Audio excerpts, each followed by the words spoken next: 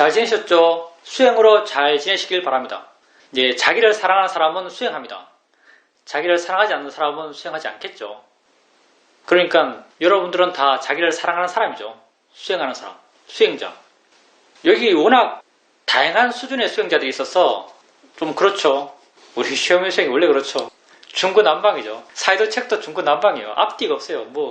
보통 책들은 초보부터 이렇게 필요한 부분을 뚝뚝 해나가고 뒷부분은 수행 많이 한 사람, 많이 이해한 사람을 위한 내용들이 나올 텐데 사이도 책은 그런 거 없죠.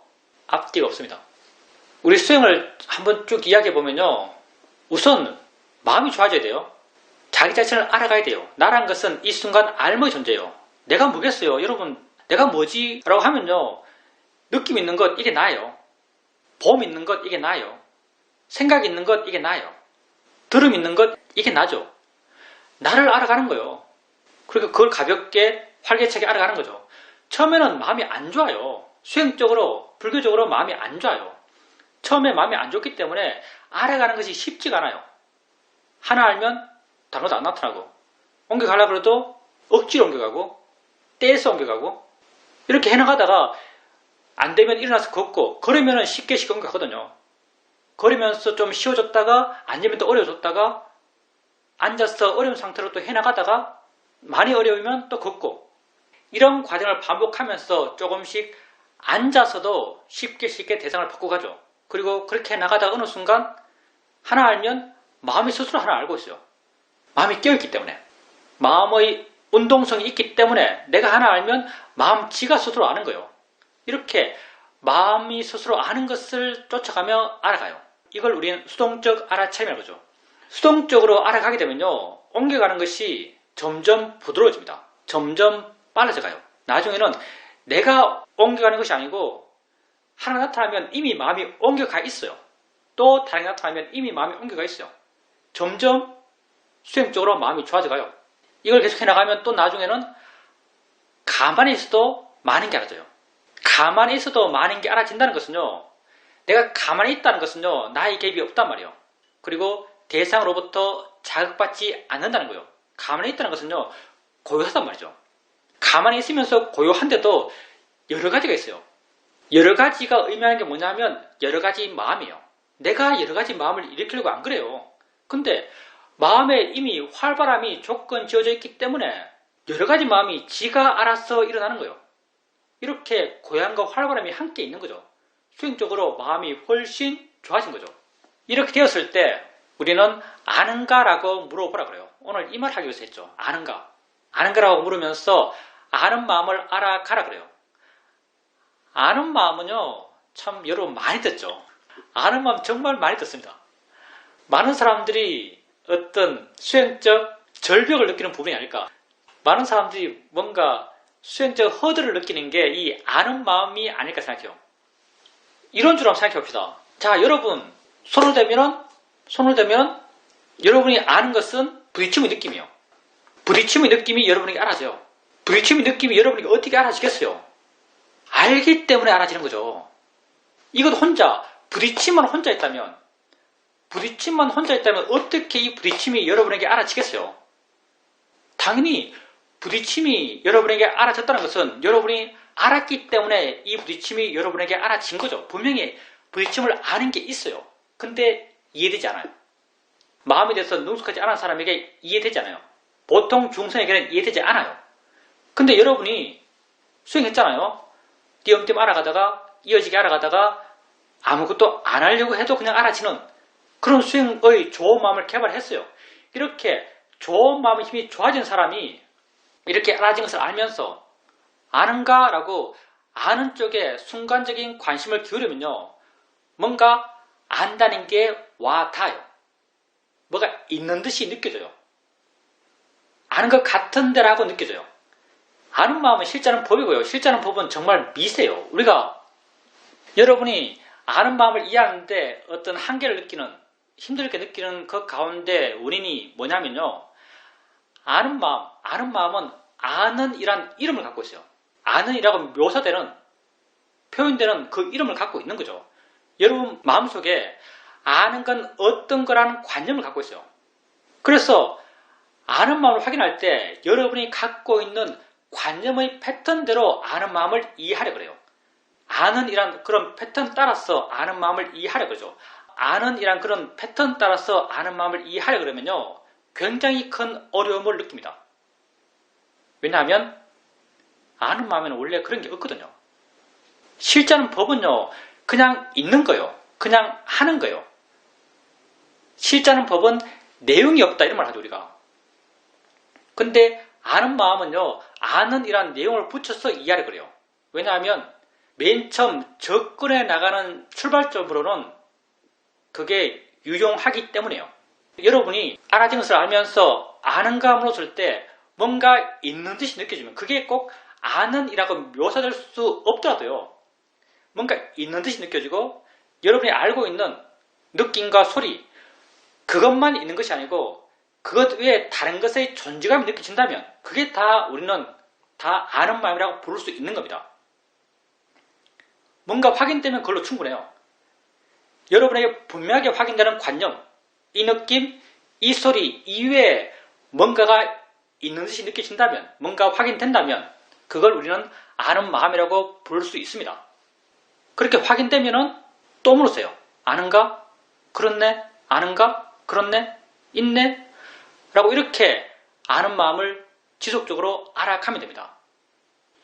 아는 마음은 꼭 우리 시험의 수행의 주문 같은데, 아는 마음을 너무 심각하게 생각하지 마세요.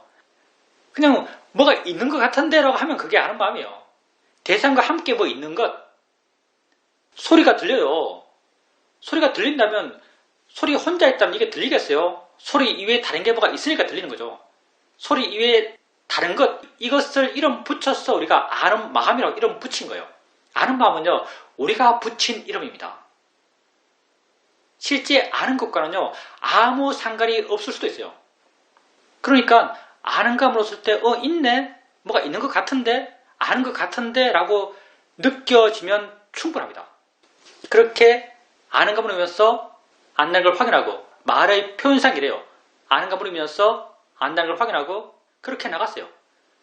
점점 아는 마음은요, 안다는 내용이 없어져 가요. 대상이 있으면 그냥 대상과 함께 있는 거예요. 소리 있으면 그냥 소리가 함께 있는 거예요. 느낌이 있으면 느낌과 그냥 함께 있는 거예요. 생각이 있으면 그냥 생각과 함께 있는 거예요. 함께 있음, 이게 아는 마음을 좀 더 법답게 표현한 거죠. 함께 있음이요, 그냥. 이 함께 있음은 보는 것도 함께 있음이고, 듣는 것도 함께 있음이고, 모든 대상과 함께 있는 모든 마음은요, 그냥 함께 있음이요. 이것이 있으니까 저것이 있는 거예요. 그렇게 여러분이 아는 마음, 우리가 아는 마음이라고 부르는 이 한 마음에 대한 이해가 점점점 깊어져 가면요, 자연스럽게 다른 모든 마음에 대한 이해 또한 더불어 함께 생겨납니다. 왜? 궁극적으로는 다 같거든요. 이름 붙일 수 없는데요. 모든 마음에 다 내용이 없는데요. 아는 것, 보는 것, 듣는 것, 느끼는 것, 생각하는 것, 맛보는 것, 냄새 맡는 것, 그것 다 우리가 이름 붙인 거예요. 그걸 있는 것들 보면요, 보는 것도 없고, 듣는 것도 없고, 느끼는 것도 없고, 아는 것도 없어요. 그냥 하고 있는 거예요. 그냥 도잉하고 있는 거예요. 대상이 있으니까 대상과 함께 존재해요. 그냥 연계해서 존재해요. 소리가 있으니까 연계에 존재하고, 느낌이 있으니까 연계에 존재하고, 생각이 있으니까 연계에 존재해요. 그렇게 한 마음을 이해하면요, 모든 마음을 이해할 수 있어요. 왜? 그 이해의 내용들이 다 모든 마음의 보편적인 것이기 때문에. 그러니 너무나 단순하잖아요. 처음 관념들 대상으로 알아차림을 해나가요. 들은 대로 하면 됩니다. 알아차림 해나가요. 띄엄띄엄 알아지는 것을 알아가요. 내가 알리에서 아는 것이 아니고 알아지는 것을 알아가요. 처음에는 띄엄띄엄 해나가겠지만 점점 부드러워져 가겠죠. 이게 수행이 좋아져 가는 거예요. 나중에는 알리하지 않아도 그냥 알아져요.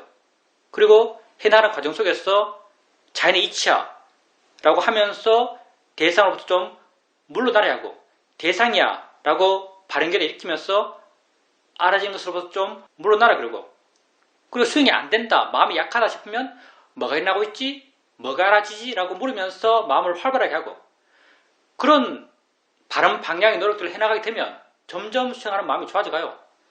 점점 수행하는 마음이 좋아지면 수행의 대상은 다 알아지고 있어요. 알아지고 있다는 것은 아는 게 있다는 말이죠. 사고가 떨어지는데 당연히 당기는 게 있죠. 똑같은 이치잖아요. 그렇게 알아지는 것을 알면서 마음이 좀 좋다 싶을 때, 힘이 좋다 싶을 때 아는가라고 물어봐요. 아는가라고 물으면 여러분이 아주 분명히 알았던 것 이외에 다른 게 마음에 와 닿습니다. 소리와 함께 있는 뭐 있는 것 같은데, 소리 말고 뭐 있는 것 같은데, 느낌 말고 뭐 있는 것 같은데, 뭐 있는 것 같은데, 이것의 이름을 우리는 아는 마음이라고 붙인 거예요.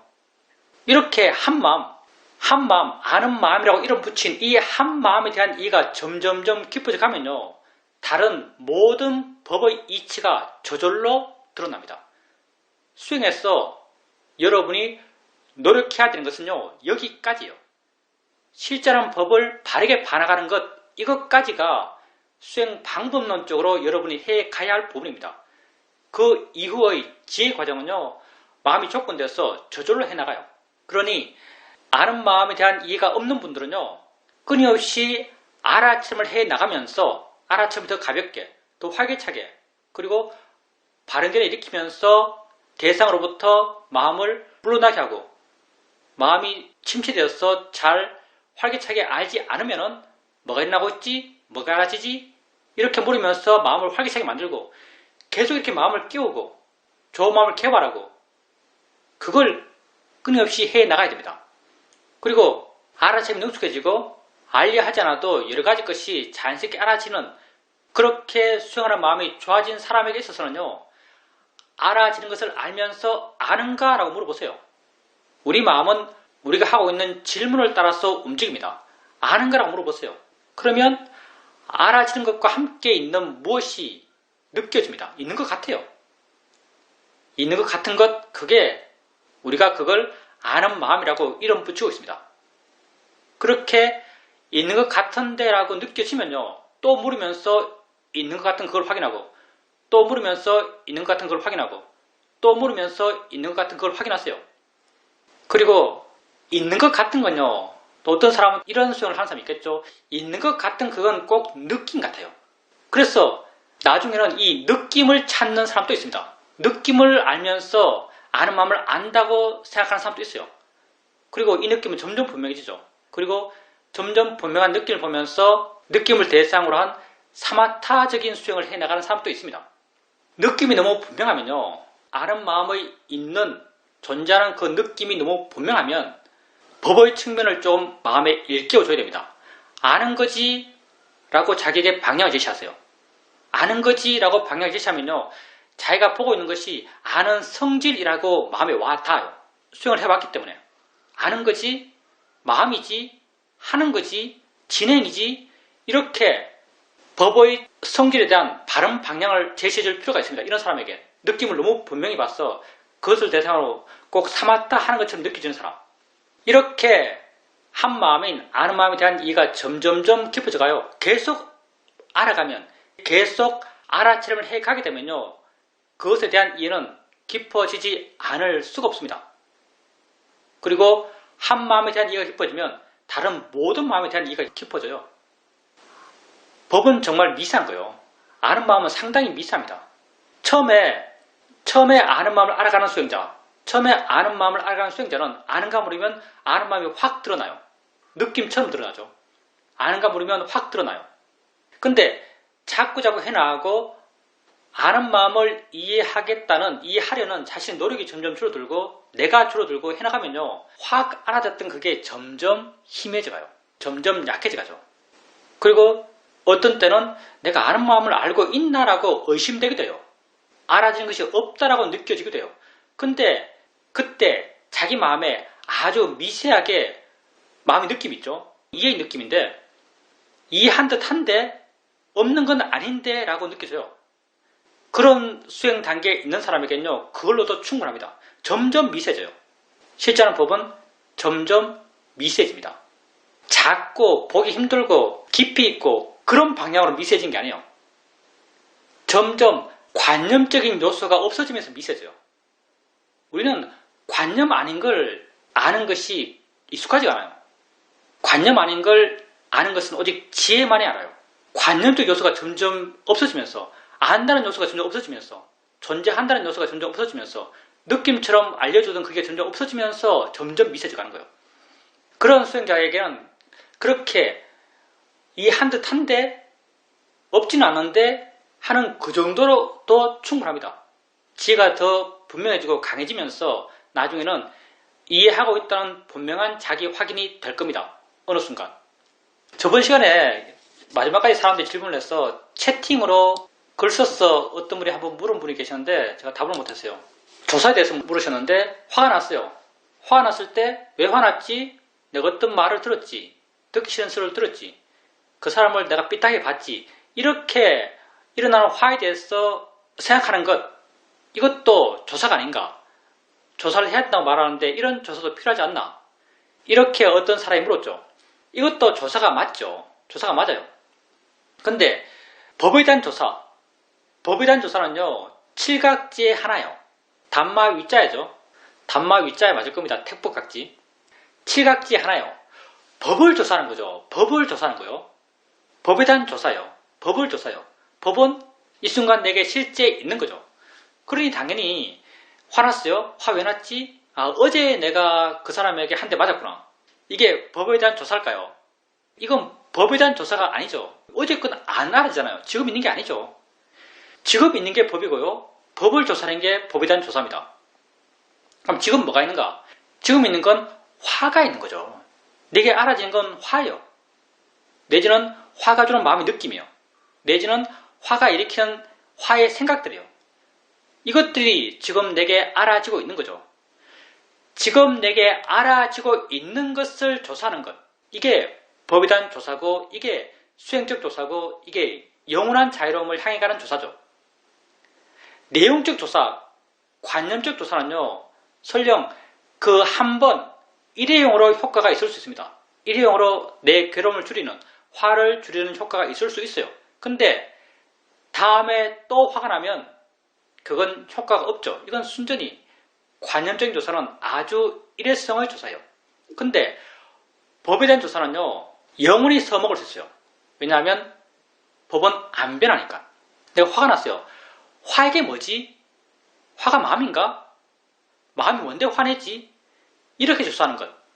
생각이 뭐지? 생각이 어디서 일어나는 거지? 마음이 생각하나? 이렇게 조사하는 것. 느낌이 뭐지? 내가 느낌 어떻게 알지? 느낌 어떻게 존재하지? 이렇게 조사하는 것. 지금 내게 실제 알아지는 것에 대해서 조사하는 것. 이게 법에 대한 조사죠. 그래서 관념적으로 조사해 나가는 것보다 이렇게 실제 하는 법에 대해서 조사하는 것, 그걸 수행해서 더 추천합니다. 그리고 이런 법에 대한 조사의 목적이 뭔가? 마음 이게 뭐지? 라고 물었어요. 화 이게 뭐지? 라고 물었어요. 그러면 화 이게 뭐지? 라고 물었을 때 화 이거는 뭐야? 화 이거는 화의 마음이 조건돼서 일으키는 거야. 이런 어떤 명시적인 답을 구하려고 이렇게 묻고 있는가? 그렇지 않아요.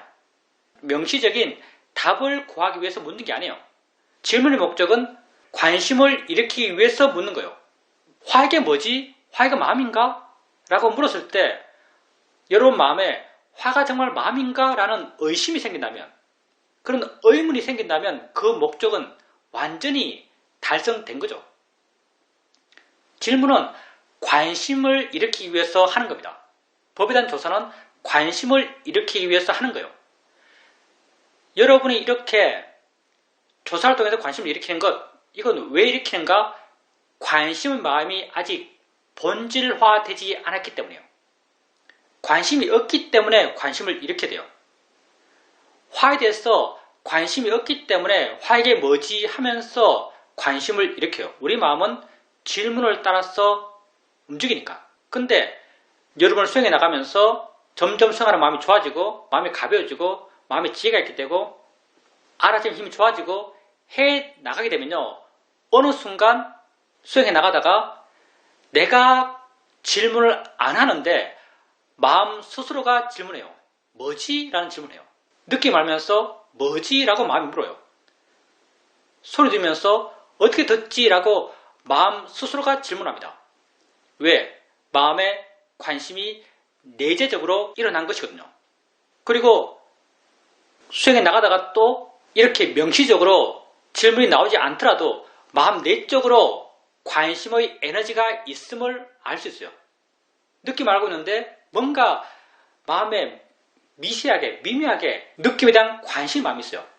소리 듣고 있는데 내가 명시적으로 소리 뭐지? 소리 어떻게 들리지? 라고 하지 않더라도 소리 있음에 대해서 마음이 신기하고 마음이 관심이 있음이 알아져요. 내가 관심 있게 하려고 하지 않는데도 이게 조건되어서 스스로 있는 관심의 마음이고 칠각지에서 말하고 있는 택법각지죠. 이 마음이 수행을 이끌어가요. 이 관심의 마음, 관심의 마음이 곧 지혜의 다른 이름이죠. 우리가 수행한 에너지가 수행을 해나가면서 점점 변해가는데 수행 정말 못할 때 그때는요 내 노력으로 수행합니다.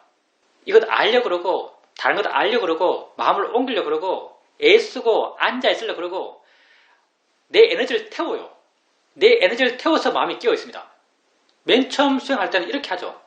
그리고 또 수행을 꾸준하게 반복적으로 해나가다 보면요 수행이 잘 되는 것 같지 않아요. 대상이 분명하지도 않아요. 마음이 활기차지도 않아요. 근데 앉아있을만 해요. 왜 그런가? 마음의 힘이 기본적으로 좋아졌기 때문입니다. 그때 어떤 마음 힘이 좋아졌는가? 사마디, 고요함의 마음 힘이 좋아졌어요.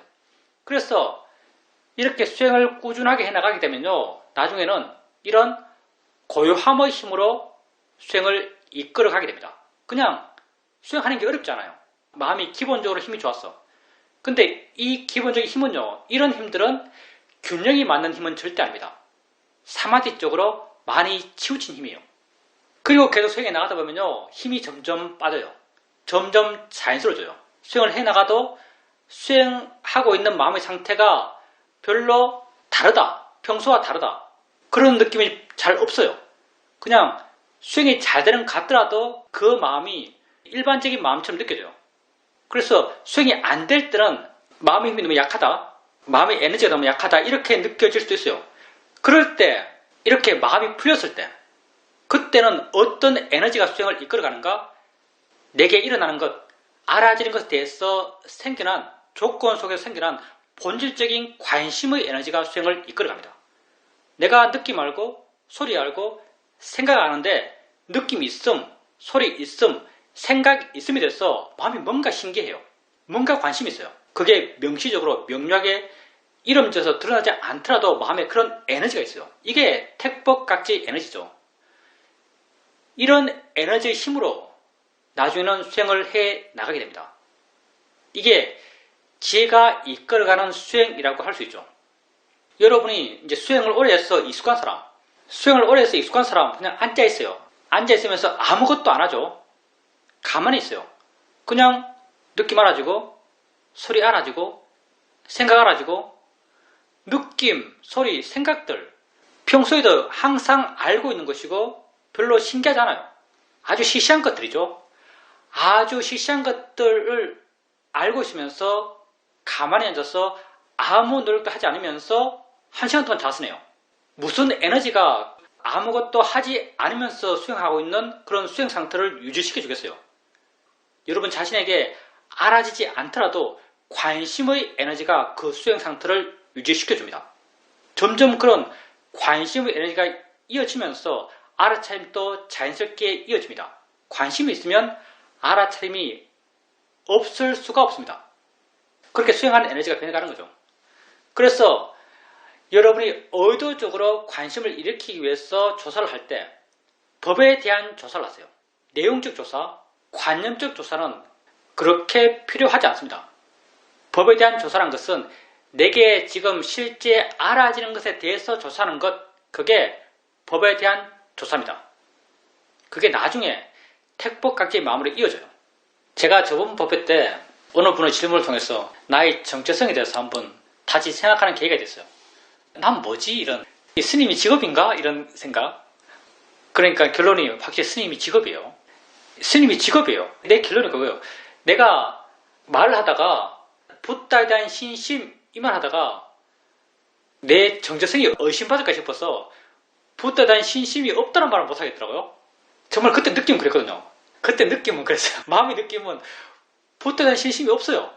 근데 붓다 대한 신심이 없다는 말을 못 하겠는 거야. 그래서 내가 어물쩍 넘어갔는데 거기도 다시 생각하게 됐죠. 정말 붓다 대한 신심이 없어요. 내가 붓다에 대한 신심이 없는 건 뭐에 대해서 없는가 하면요. 2500년 전에 세상에 나서 고타마라는 이름을 갖고 그렇게 존재했던 그 인격체에 대한 신심이 없어요. 그 사람 자기 태어나서 자기 살았죠. 그런 인격체에 대한 신심이 없어요.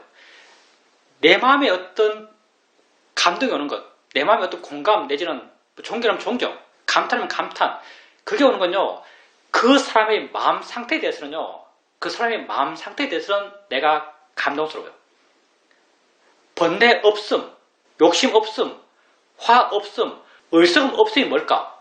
몰라요, 사실은요. 그게 열반이니까 모르죠. 근데 내가 수행하는 것이 화, 욕심, 얼썩음이고 내 수행의 길이라는 것이 화 줄이고 얼썩음 줄이고 욕심 줄이는 것이 내 수행의 길이고 그리고 수행 과정에서 조금씩 줄어들어 봤고 줄었다는 게 뭔지 좀 알기 때문에 아주 미약하지만 없다는 게 뭔지 조금 감이 생기죠. 없다는 게 뭔지. 그리고 지혜가 아주 강한 지혜가 났을 때 없는 것도 가끔 체험해봤고 그래서 없다는 게 얼마나 황홀한지 없다는 게 얼마나 경이로운지 거기에 대해서 조금 내가 감이 있죠. 그래서 난 붓다란 인격에 대해서는요 아무 신심이 없어요.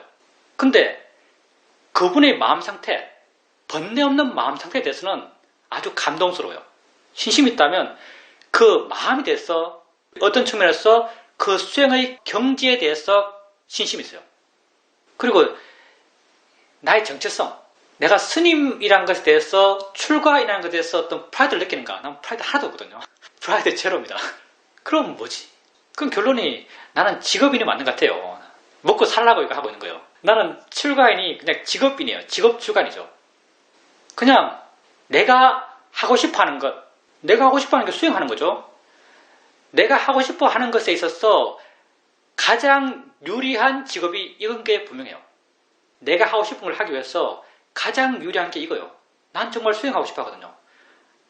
난 정말 수행하고 싶어요. 근데 평소에 그렇게 열렬하게 수행하는가 하면 절대 그렇지 않습니다. 수행하고 싶어 하는 것과 실제 수행하는 것은 아주 다른 문제입니다. 여러분도 삶에서 끊임없이 느끼죠.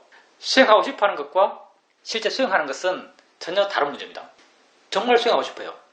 근데 내가 진짜 하고 싶어 하는 것, 내가 정말 살고 싶어 하는 삶의 방식으로 사는 데 있어서 이 출가인 만큼 유리한 게 없어요.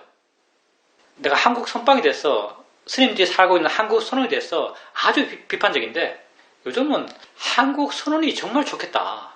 밥 주고 불 떼주고 아무것도 안 시키고 수행만 하라고 하는데 그것만큼 좋은 환경이 있나? 라는 생각을 하게 됩니다.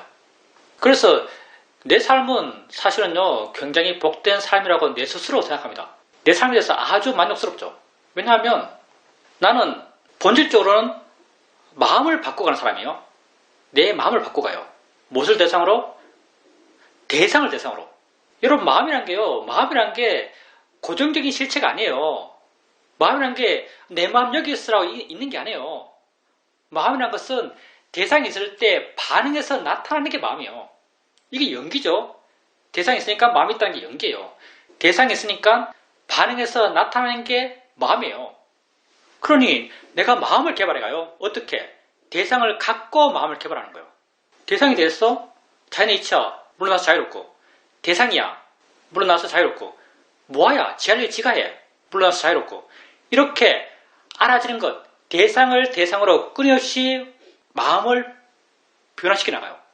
그 변화의 방향은 내가 고통받지 않는 방향. 이게 나의 본질적인 활동이죠. 이게 나의 본질적인 활동이에요.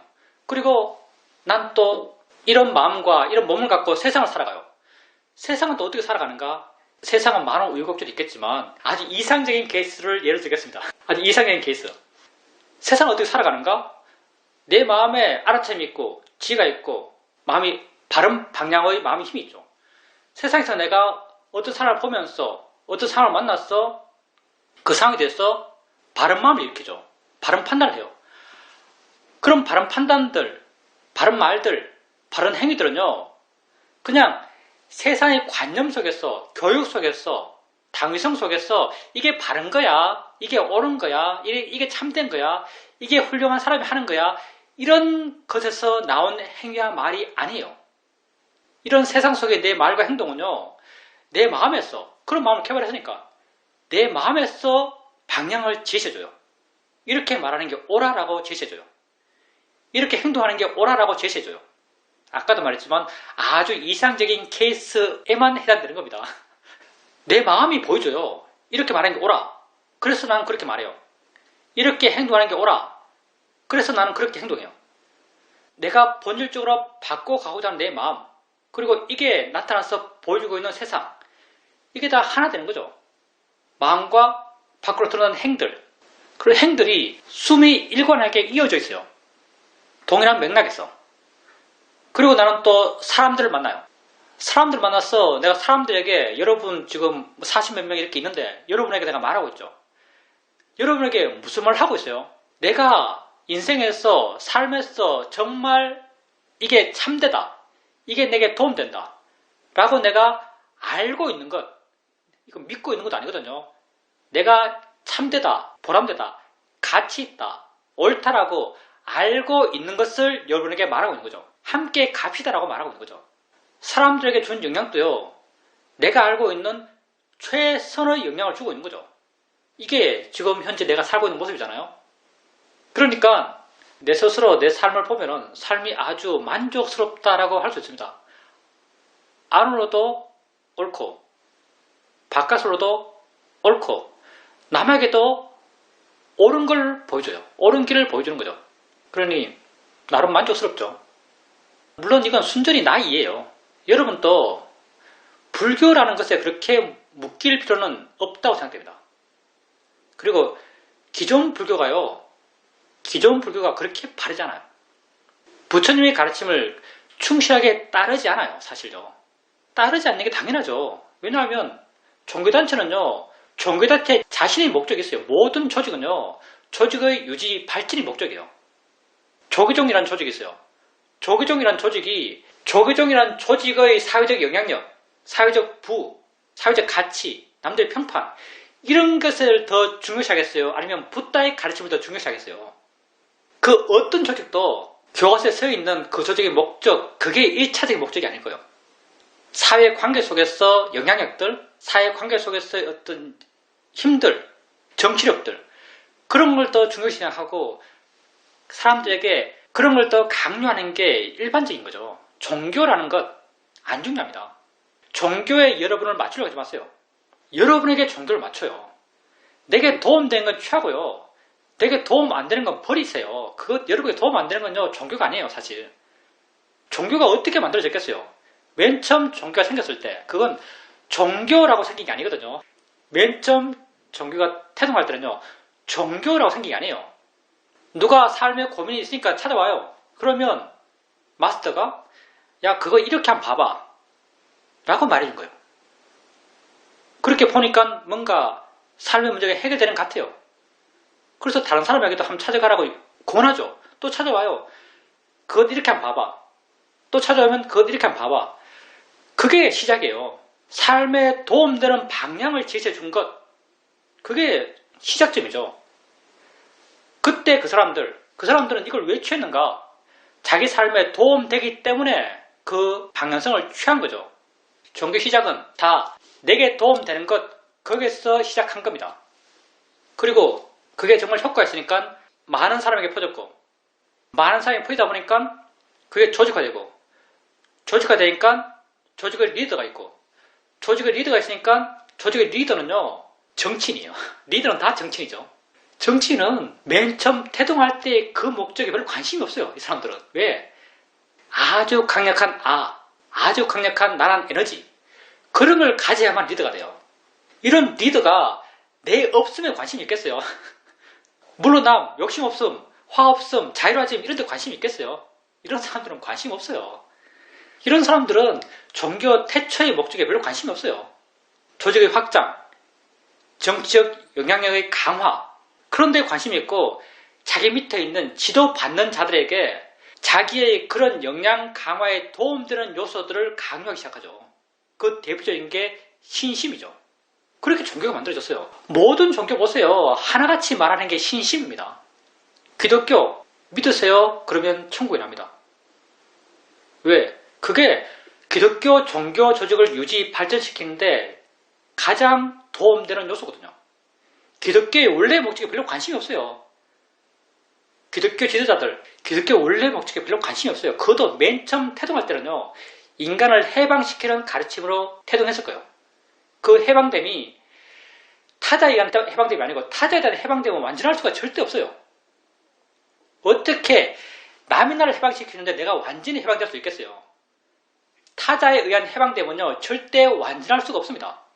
그 가르침도 태동됐더니요, 각자 개인의 노력으로 개인의 바른 축을 통해서 그 개인이 각자 완전해지고 그 개인이 각자 자유로워지는 그 길을 가르쳤을 거예요. 근데 종교라는 게 생기면서 그게 조직화되면서 지도자, 리더는요, 그런 태동적, 태생적인 그 종교 목적에 관심이 없어요. 이런 사람들은 종교 유지, 발전, 정치 영향의 강화, 그런 데 관심이 더 크죠. 그래서 강조하는 게 신심이죠. 우리 불교도 마찬가지예요. 기존 불교에 남아있는 게 뭐 있어요? 다 신심이죠. 관세음보살을 믿으면 물에 안 빠진다, 불에 안 탄다, 원하는 거 다 이루어진다. 다 신심이잖아요. 그게 무슨 인과가 있나요? 어떻게 해서 믿으니까 그렇게 됩니까? 라고 물으면 누가 뭐라고 대답하겠어요? 대답할 사람 아무도 없어요. 질문입니다. 내가 가지고 있는 가장 큰 어리석음, 모아는 내가 하는 수행이 바르다, 나의 신심이 바르다라고 하는 것 같습니다. 일상의 삶을 살아가면서는 마음이 안 좋다는 것을 잘 알지 못했습니다. 그런데 최근에 하지 않았던 좌선을 다시 시작하면서 내 마음 상태가 참 안 좋다라는 것을 알게 되었습니다. 마음이 둔하고 멍하고 깨어있지 못합니다. 나는 내 스스로 수행이 내 인생에 참 소중하다라고 믿고 있습니다. 그렇게 소중하다라고 생각하지만 실제 수행을 꾸준히 잘 하지는 못합니다. 뭔가 내 삶의 방향성을 잃었다라고 생각됩니다. 지금 현재 나의 여건은 충분히 수행할 만한 여건인데 왜 이렇게 수행하지 않는지 나 자신에 대해서 불만족스러운 마음도 생깁니다.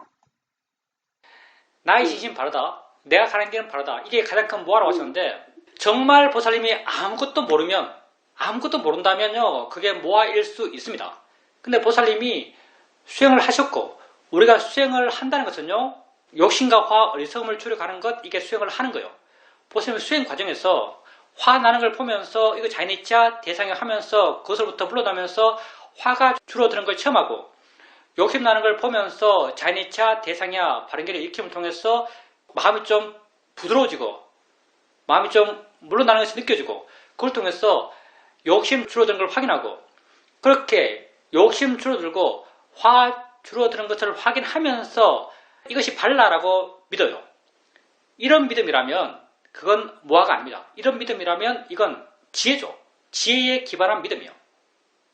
그리고 이런 길에 대한, 이렇게 욕심과 어리석음을 줄어들어가는 길에 대한 믿음, 그것 또한 모아의 믿음이 아닙니다. 그건 지혜를 기반으로 한 바른 믿음이죠. 보살님이 체험적으로 실제 아는 것을 믿는 것, 그것을 모아라고 말하지 않아요. 이전에 수행하면서 이 수행을 통해서 좋아지는 걸 많이 체험했죠. 설령 지금은 별로 안 좋다 하더라도 좋아지는 것을 많이 체험하셨어요. 그런 체험을 통해서 이 길이 오라, 내 믿음은 오라라고 믿고 계시다면요, 그건 바른 믿음, 바른 확신이라고 말할 수 있습니다. 그리고 지금 보살님께서 좌선하게 되면 마음이 많이 안 좋아졌다는 걸 알 수 있습니다. 마음이 둔해졌고 관심도 없고 깨어있지 않고 쉽게 졸리고 대상을 놓치고 멍해지고 하는 걸 체험하는 거죠. 당연히 마음이 안 좋아졌어요. 이렇게 마음이 안 좋아진 건요, 수행을 하면 좋아집니다. 알고, 가볍게 알고, 할 수 있는 만큼 옮겨가면서 알고, 또 멍해지면 일어나서 걷고, 걷게 되면 또 쉽게 알아가요. 이렇게 보살님이 조금씩 수행할 수 있는 시간 동안 수행해 나가게 되면요, 점점 마음은 좋아지고 가볍게 알 수 있고 좀 관심이 생기면서 수행도 할만하고 경영할 때 많은 것이 알아지고 그러면 또 알려는 마음을 내지 않더라도 여러 가지 것이 알아지고 이렇게 알아져요. 근데 이제 내가 말씀드리고 싶은 것은 이렇게 어느 정도 수행해서 마음이 조금 좋아졌어요. 옛날에 수행할 때처럼 됐어요. 이렇게 되었을 때 맨 처음에는요, 마음이 좋아졌네? 좋은 마음이 생겼네라고 생각돼요. 근데 이 상태가 조금씩 계속 있게 되면요, 어느 순간부터 마음이 좋아졌다고 느껴지지가 않아요. 마음이 별로 좋아진 것 같지가 않아요. 그리고 어떤 측면에서 마음이 안 좋은 상태, 안 좋아진 상태, 멍한 상태를 더 자주 체험하는 것 같아요. 수행해도 마음이 더 안 좋아진다라고 느껴질 수도 있습니다. 이때가 어떤 측면에서는 고비라고 할 수 있는데요. 내 수행 상태를 마음이 좋고 나쁜 것에 기반해서 판단하지 마세요. 수행을 해가면서 보살님이 수행을 한참 안 하다가 갑자기 좌선하게 되면 좌선 상태가 아주 안 좋아요. 이건 마음이 안 좋아진 게 확실해요. 근데 보살님이 수행을 할 수 있는 만큼 조금씩이나마 꾸준하게 해 나가고 있는데 스스로 판단하기에 마음이 좋다, 나쁘다라고 하는 이런 판단들은요, 아주 부족합니다.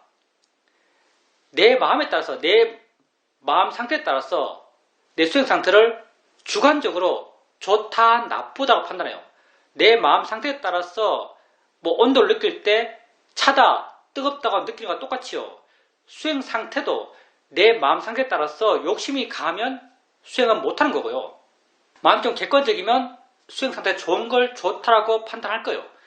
그러니까 수행을 할 수 있는 만큼 꾸준하게 수행해 나가면서 자기 스스로 판단하기에 수행이 잘 된다, 마음이 안 좋다, 마음이 좋다, 이런 판단을 하겠지만 이런 판단을 믿지 마세요. 이건 아주 부정확한 판단입니다. 수행을 해 나갈 때는요, 수행하는 그 자체의 가치를 두세요. 마음이 좋고 나쁜 것에 가치를 두지 마세요. 마음이 좋고 나쁜 것에 가치를 두면요, 수행의 에너지가 쉽게 떨어집니다. 좋으면 더 뜰 거고요, 안 좋으면 하기 싫어요. 수행해도 계속 안 좋은데 왜 하겠어? 라는 그런 마음이 들어요. 그러니 마음이 좋고 나쁜 것에 수행의 가치를 두지 마세요. 수행하는 그 자체에 수행의 가치를 두세요. 세상에 가장 순수하게 좋은 마음은 수행하려는 마음입니다. 누가 수행을 하겠어요? 수행하려는 마음, 이게 아주 이상한 사람들이 내는 마음이에요. 세상을 좀 다르게 보는 사람이 내는 마음입니다. 그러니 수행하려는 마음을 내는 것, 이런 마음 자체가 정말 순수하게 좋은 마음이에요. 그러니까 수행하고 있다면 좋다라고 아세요. 마음이 좋아져야 좋다라고 알지 마세요. 나는 배우면 수행이 안 된다라고 믿고 있는 사람이에요. 미얀마 오기가 4개월인데 4개월 내내 수행이 안 된다라고 믿었어요. 그래도 억지로 수행했어요. 왜 이렇게 수행이 안 되지? 왜 이렇게 마음이 둔하지? 왜 이렇게 지혜가 안 나지? 하면서 우기 4개월을 살았어요. 시험원에서. 근데 4개월 지나서 햇볕이 나니까 햇볕 나니까 수행이 잘 되겠지라고 생각을 했어요. 마음이 좀 좋아졌죠? 마음이 좀 좋아지니까 내가 4개월 전과 우기 4개월 지나고 난 뒤에 내 지혜의 정도가 너무나 다르다고 이해됐어요. 4개월 전보다 정말 많이, 정말 더 깊이 이해하고 있는 나 자신을 발견한 거죠. 근데 이런 이해의 깊이가 4개월 지났어. 그 순간 갑자기 생긴 게 아니죠. 4개월 지나가는 순간 계속적으로 지혜가 깊어졌고 좋아졌을 거예요. 수행이 사실 잘 된 때가 있었던 거예요. 수행이 잘 된 때가 있었지만 나는 4개월 내내 수행이 안 된다고 생각했어요. 왜냐하면 배우면 수행이 안 된다고 믿었기 때문에. 그 믿음을 갖고 수행 상태를 판단했기 때문에 4개월 내내 수행이 안 됐던 거예요. 내가 느끼기엔. 근데 실제는 안 그랬던 거죠. 그러니까 수행이 잘 된다, 잘 되지 않는다는 것에 대해서 가치 부여하지 마십시오. 수행을 한다, 하지 않는다에 거기에 가치를 부여하세요. 수행을 하고 있다면 가치 있는 겁니다. 수행을 하려 하십시오. 잘 하려고 하지 마세요. 하고 있다면 그걸로 충분합니다. 다시 그렇게 시작하세요. 질문입니다.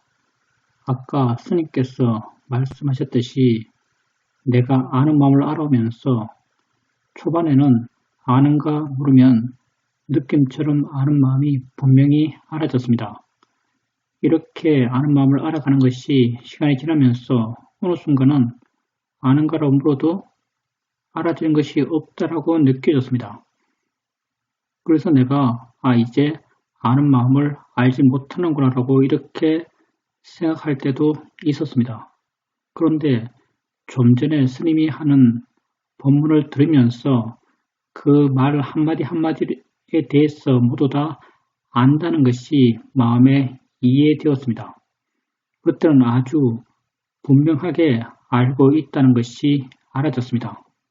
아는 마음을 이해하고 있다라고 그렇게 확인할 필요도 없습니다. 그냥 그런 감만 있으면 돼요.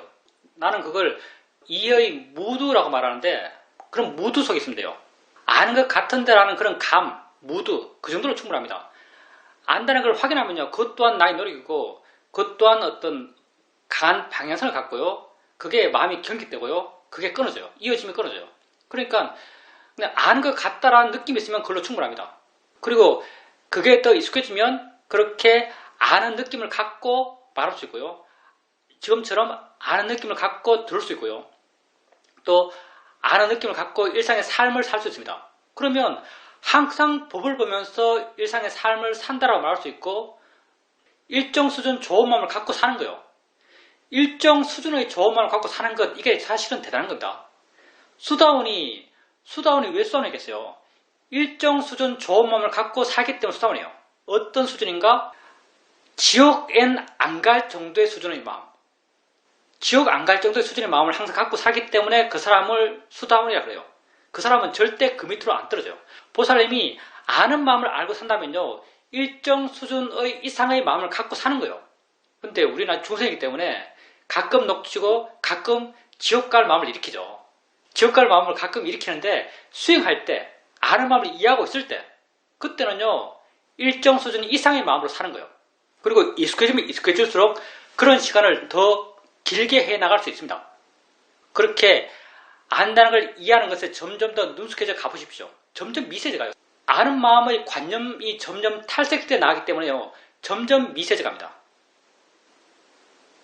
근데 지혜가 깊어져 가면서 지혜의 힘이 좋아져 가면서 이해는 어떤 측면 더 분명해져 간다고 볼 수 있습니다. 아는 마음은 점점 미세져 가는데 이해는 더 분명해져 갑니다. 질문입니다. 스님들 이야기를 들어보면 스님들이 용맹정진을 했다라고 하는 말을 듣게 됩니다. 그리고 그런 정진을 통해서 어떤 깨달음이 있을 때 오도송이란 것을 남깁니다. 우리가 하고 있는 이 수행에서 용맹정진을 어떻게 이해해야 할까요? 글쎄요. 용맹정진 우리는 용맹정진을 안 하죠. 한국에서 말해주고 있는 용맹정진을 우리 안 합니다. 용맹정진을 할 수도 있겠죠. 정말 마음의 내적으로 에너지가 넘친다면 어떤 에너지인가? 관심의 에너지죠. 관심의 에너지가 넘친다면 용맹정진이 돼요. 하려고 하는 게 아니고 돼요. 여러분이 소시적에 밤새도록 고도를 치면서 졸았어요. 몸이 아무리 피곤해도 밤새 고도를 치면 안 졸아요. 새벽까지 말짱하죠. 왜? 관심이 있으니까. 관심이 안 꺼지면요. 관심이 안 꺼지면 졸음이 안 와요. 마찬가지로 법에 대해서, 나에 대해서, 현재 대해서, 있음에 대해서, 일어남에 대해서 관심이 있어요. 그 관심이 아주 치열해요. 그 치열한 게 내가 치열하려 해서 치열한 게 아니고 내재적으로 치열해요. 이렇게 내재적으로 치열하면 당연히 용맹정진이 되겠죠. 잠이 오겠어요. 근데 이런 관심이 없는데도 하고 있는 용맹정진, 이런 내적인 에너지가 없는데도 하고 있는 용맹정진, 그것을 우리는 절대 추천하지 않죠. 몸버리죠. 그러니까 그런 에너지가 있다면 용맹정진을 하겠죠. 하게 될 거예요. 근데 그런 에너지가 없는데 할 필요는 없는 거죠. 없는데 한다면요. 이건 수행의 부작용만 엄청 나타납니다. 질문입니다. 떼자니아 사이도의 스승이신 우꼬슬라 사이도, 쇼민 사이도도 오도송이란 것을 남기셨나요? 옛날 아라한들은 오도성을 딱 하나 남겼죠. 모든 아란들은 하나의 오도송을 남겼습니다. 할 바를 다 마쳤다. 거룩한 생활이 이루어졌으니 다시는 태어나지 않으리라. 아란들은 모두 이런 동일한 오도송을 남겼습니다. 근데 오도송을 남길 수 있겠죠. 나도 오도송을 남겼잖아요. 물론 독가의 오도송은 아니지만 나도 오도송을 남겼어요. 어떤 오도송을 남겼는가? 지겹네라는 오도송을 남겼잖아요. 지겹네. 내가 고에 대한 지혜를 통찰할 때 지겹네라고 오도송을 남겼어요. 이게 오도송이죠. 질문입니다. 그럼 다시 태어나시지 않으시겠습니다. 그건 내가 말했지만 독가의 오도송이 아니에요. 그냥 고에 대한 지혜가 순간 생겼을 때 생기는 오도송이에요. 근데 우리 선사들이 남긴 오도송, 선사들이 남긴 오도송은요, 그때 어떤 깨달음이 있었겠죠. 그 깨달음은요, 정말 옛날 중국 선사들은 중국말을 쓰기 때문에 자연스럽게 그 말이 나왔을까? 라고 사실 의심스러워요. 중국말이라는 게 중국 구어체랑 중국 문어체는 굉장히 다를 거예요. 고어는 다를걸요. 옛날 선사들의 오도송은요, 이게 운율에 맞춰서 서 있어요. 무슨 글자를 넣어서 운율을 맞추죠. 칠원절구나 원율시나 이렇게 운율 맞추잖아요. 정말 입만 벌리면 시가 나오는 사람이면 모르겠지만, 입만 벌리면 그런 한 시가 줄 나오는 사람이 모르겠지만, 이렇게 깨달음이 있을 때는요, 나란 게 제로예요. 나란 게 제로일 때 나는 오도송에 부른다면 그런 깨달음의 감탄사는요, 아주 일상으로 나와요. 지겹네라고 나오는 거죠. 안 태어나겠네라고 나오는 거죠. 끝났다라고 나오겠죠. 할 바를 다 마쳤다가 무슨 할 바를 다 마쳤다 이렇게 어렵게 나오겠어요. 끝났어라고 나오겠죠. 어떤 오도송은.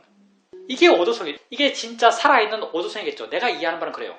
근데 중국 선사들은 깨달음을 어떤 규칙에 맞춰서 한자를 선택해서 그렇게 썼겠죠. 이게 깨달음을 진실되게 표현한 말인가? 여기에 대해서 난 굉장히 의심스러워요. 절대 이렇게 안 했거든요. 깨달음의 순간 나온 감탄사는요, 아주 지설적이에요. 이렇게 은유적이고, 이렇게 의미 있고, 생각하면 이해할 수 있고, 어렵게 표현되는 이런 말로 절대 안 나옵니다. 내가 이해하는 바는 그래요. 진짜 오도송은요, 아주 직관적이에요. 아주 솔직하고, 그리고 아주 평이하고, 어떤 측면에서 아주 유치해요. 아주 유치하게 나옵니다, 오도송은. 그러니 중국 선사들의 오도송이 정말 깨달음의 순간에 나온 말인가 그렇게 생각하기는 힘들지 않을까 생각합니다. 그리고 쇼민 사이도께서 아마 때전에 사이도한테 야 내가 깨달았을 때 그렇게 알았어 라고 한 말은 있을 수 있어요.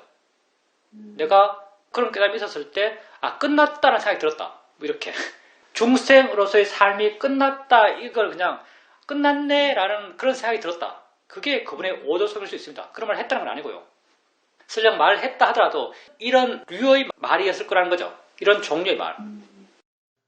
질문입니다. 쇼민 사이드의 사전을 보면 그분은 아무 관심이 없고 아무 욕심이 없고 마치 나무 토막 같다고 느껴집니다. 그렇지만 우떼전의 사이드를 보면 전혀 그런 느낌을 받을 수 없습니다. 두 분이 같은 수행을 했고 비슷한 종류의 지혜를 얻어갔을 텐데 어떻게 이렇게 다른가요? 이걸 어떻게 이해해야 될까요? 예, 당연히 다르죠. 캐릭터가 달라요. 근데 이제 그걸 어떻게 이해할 것인가? 제 3자가 볼 때 누가 훌륭한가? 당연히 꼬사라 사이드가 훌륭합니다. 그리고 제 3자한테 누가 더 좋은 영향을 주는가? 당연히 꼬사라 사이드가 더 좋은 영향을 줍니다. 그 모습에서. 모습만 봐도 굴복하는 마음이 생기잖아요. 정말 저분이 하는 말은 다 맞을 것 같아요. 근데 우리는 뭐 남한테 좋은 영향을 주려고 수행하는 거 아니잖아요. 내가 스스로 좋아지기 위해서 수행하는 거예요. 근데 그 자신에게 봤을 때 이 두 측면은 어떻게 봐야 될 것인가? 그 자신에게 봤을 때는요, 이 두 측면은 물론 수행적 정도의 차이가 있다면 뭐 수행이 더 깊은 분의 그런 모습들이 더 같이 있겠죠. 근데 수행의 정도가 만약 같다는 가정하에서 말한다면요, 그 자신에게 이 둘은 똑같아요. 무슨 말이냐면 꼬사라 사이드는 그렇게 트레이닝 된 분이에요. 3위 때 그렇게 출가하셨고 율정을 정식으로 배우셨고 율정을 지키려고 노력하셨고 그리고 이런 수행자의 모습이 참되다고 끊임없이 교육받으셨고 그런 모습들을 스스로 그런 모습에 맞춰서 자기를 맞춰가셨고 그리고 수행해서 어떤 이해와 지혜가 생기셨고, 이해와 지혜가 생겼을 때 그런 모습을 보여주는 게 더 쉬워졌어요. 그런 지혜가 없었을 때는 억지로 노력해서 눈 밑으로 보려고 그랬고, 억지로 노력해서 말을 낮췄어, 낮은 톤으로 하려고 그러셨고, 그렇게 하셨겠지만 나중에 지혜가 깊어지고 마음이 평온해지고 그렇게 되니까 이전에 자기가 노력해서 되려고 했던 수행자 상, 비고의 모습을 더 쉽게 보여줄 수 있는 거죠. 그리고 어느 순간 그게 더 자기에게 더 쉬워졌어요. 그러니 그 모습을 사는 거죠. 떼전의 사이도는 그런 교육을 안 받았어요. 출가 늦게 했어요.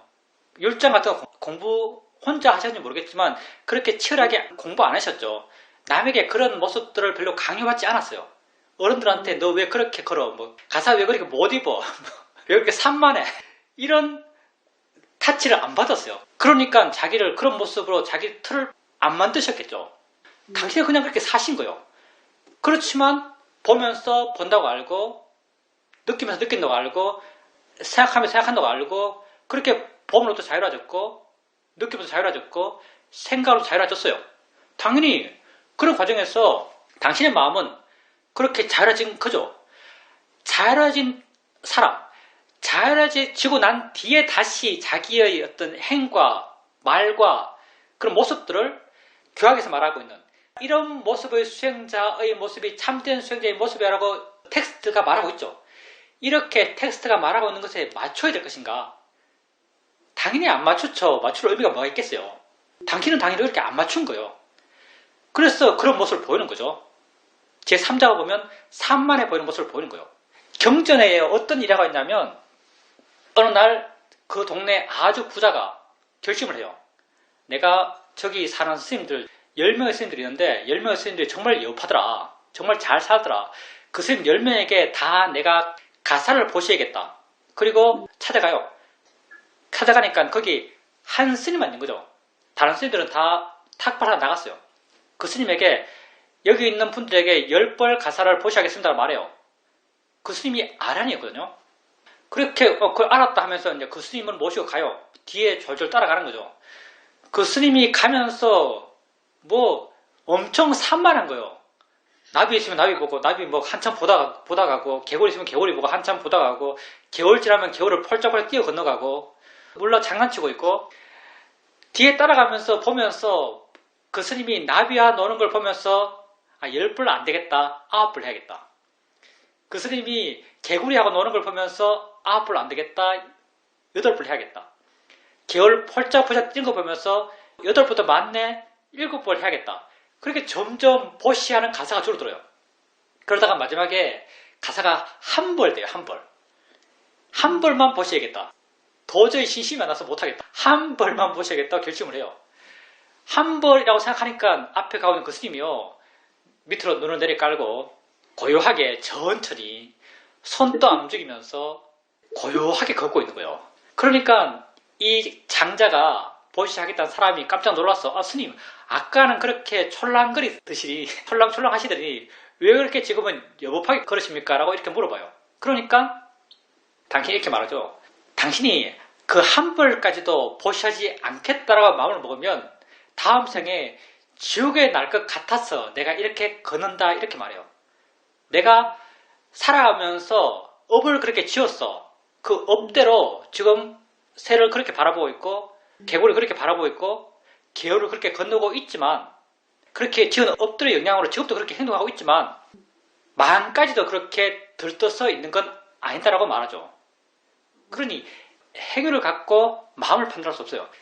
그 사람에게 있어서는요.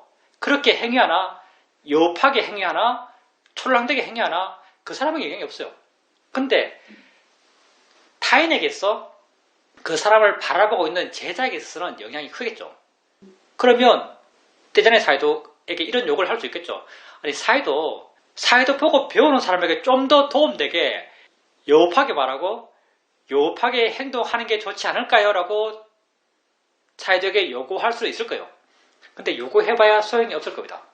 사이들은 관심이 없거든요. 사이들은 제자들이 자기에게 좋은 영향을 받는 것이 좋다라고 생각하지만 받아야 한다라고 생각하진 않아요. 묘하지만 달라요. 그러면 좋다고 생각하지만 그렇게 해야 한다는 그런 단정은 하지 않으시죠. 그렇게 이해될 수 있을 것 같습니다.